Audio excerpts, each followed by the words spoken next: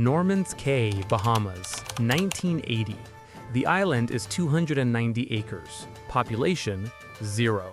Because one man bought it, or intimidated everyone off it, or both. At its peak, this island processed more cocaine than any warehouse, port, or border crossing in the Western Hemisphere.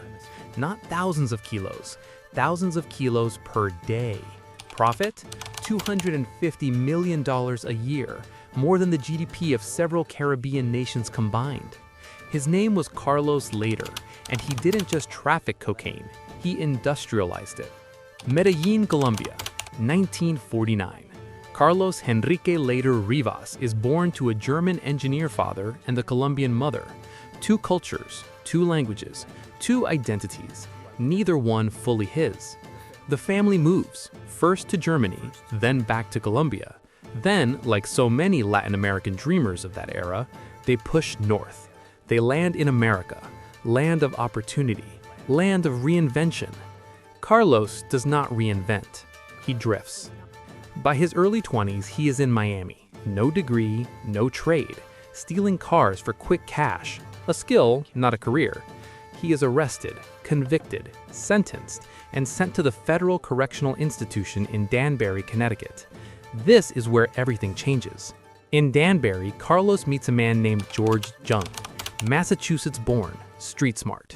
Jung had been running marijuana into the United States using a method almost no one else was using at the time: small private aircraft flying low under radar across the Gulf of Mexico.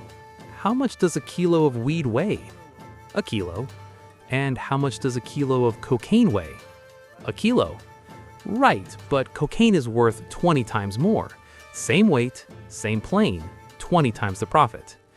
That conversation in a federal prison cafeteria sometime in 1975 is the origin point of a cocaine empire that would eventually move an estimated 3.3 tons of the drug into the United States. To understand what Lehder built, you have to understand what came before him. In the mid-1970s, cocaine entered the United States almost entirely through human couriers, drug mules, men and women who swallowed balloons packed with cocaine, or taped kilos to their bodies, or hid product inside suitcases with false bottoms. Each mule carried maybe 2, 3 kilos, maybe 5 if they were reckless. The risk was enormous. Customs agents were trained to spot mules.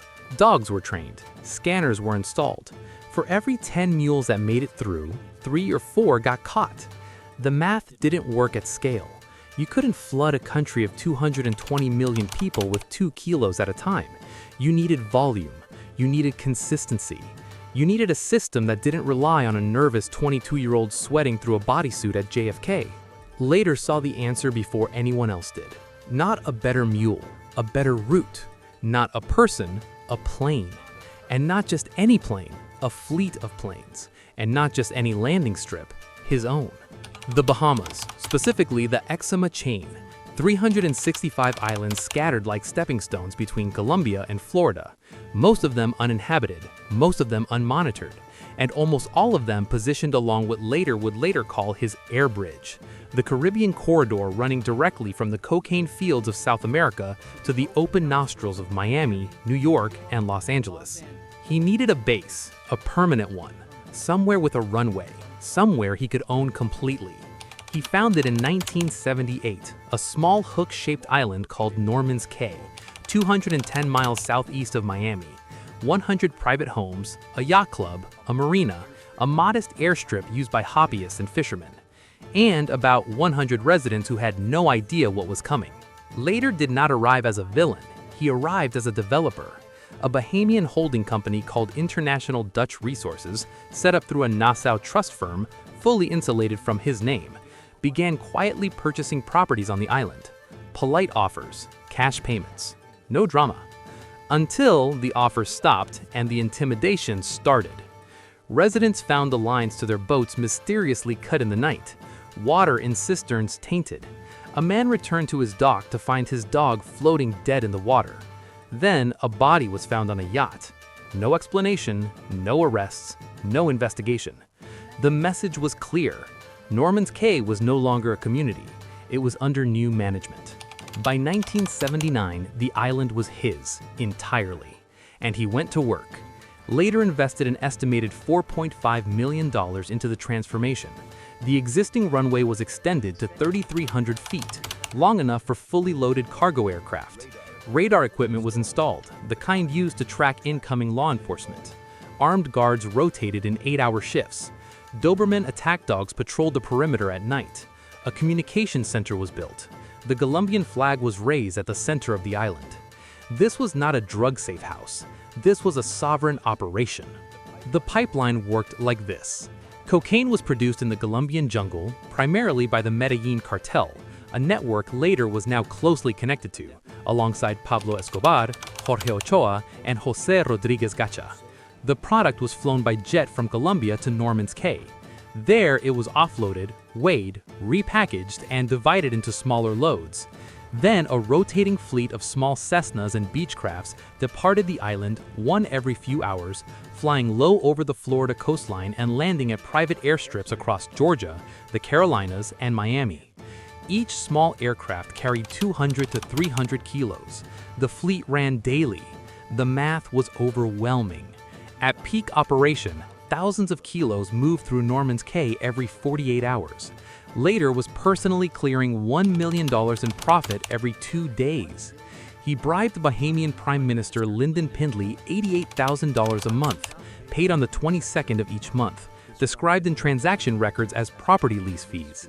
The CIA later photographed Pindley socializing with Lehder on the island. No action was taken for years. The Bahamian government looked the other way. Some of their officials were getting very rich doing so. By 1980, the Medellin cartel was generating an estimated $20 billion a year in cocaine revenue, and Lehder's Caribbean air bridge was moving 80% of all cocaine entering the United States. Richard Novak was a marine biologist. He had lived on Norman's Cay since the early 1970s. He was the island's marine dive master, its informal guardian, its most stubborn resident. He refused to leave. While everyone else accepted Lehder's offers or fled from his threats, Novak stayed. He documented what he saw. He photographed aircraft landings. He wrote letters to Bahamian officials, to American consulates, to journalists. He filed formal complaints. He was ignored, threatened, and harassed. But he didn't stop. For 4 years, a single marine biologist waged a one-man war against one of the most powerful drug lords in the world. He didn't win, but he didn't disappear either. And that mattered. The anomaly that cracked Norman's Cay open was not a tip, not a sting, not an informant. It was a printout. By 1981, CIA surveillance aircraft were conducting regular overflights of the Caribbean corridor.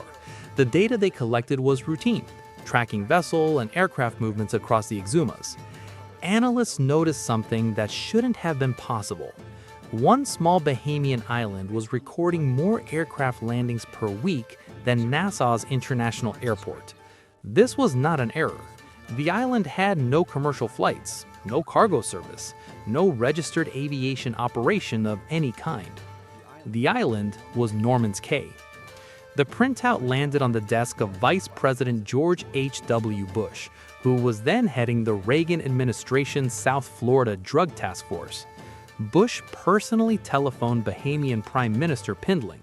During the call, Bush described the surveillance data. He told Pindling that, based on CIA monitoring, Norman's Cay resembled O'Hare Airport in terms of aircraft traffic volume. Pindling denied all knowledge. Then NBC News got the story. In late 1983, a full investigative broadcast detailed the cartel's operations on Norman's Cay, named Pindling's office directly, and published figures showing the Prime Minister had spent 8 times his reported total earnings over the period from 1977 to 1984.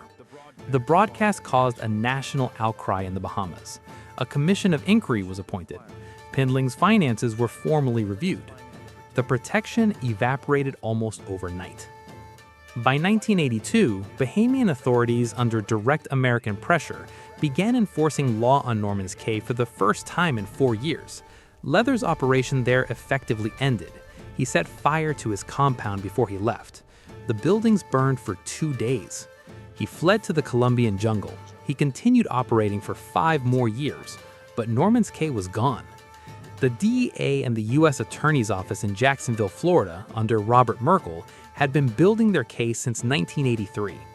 Ernst Mueller, the assistant U.S. attorney who oversaw the grand jury investigation, flew to Colombia with Merkel personally to negotiate Lehder's extradition. He was arrested in Colombia in February 1987 by Colombian National Police, acting after years of U.S. diplomatic pressure. He was extradited to the United States 4 days later. His trial lasted 4 months, 33 witnesses, hundreds of documents, surveillance photographs, flight logs, financial records, the testimony of cartel associates who had already flipped. On July 20, 1988, Carlos Lehder was convicted on all counts, sentenced to life in prison without the possibility of parole, plus 135 additional years. The judge called it the harshest sentence possible under federal law. The irony came later.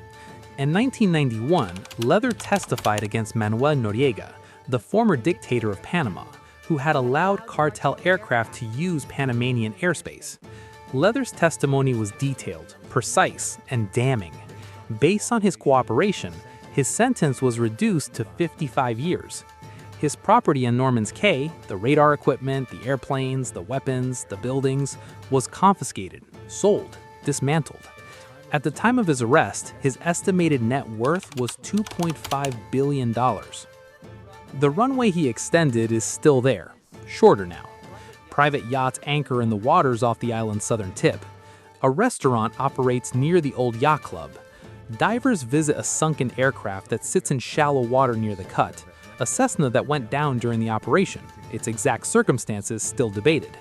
And somewhere in a federal prison, Carlos Lehder, the man who turned a quiet island into the busiest cocaine hub in human history, who bribed a head of state, who outpaced every customs checkpoint in America for nearly a decade, is still serving his sentence.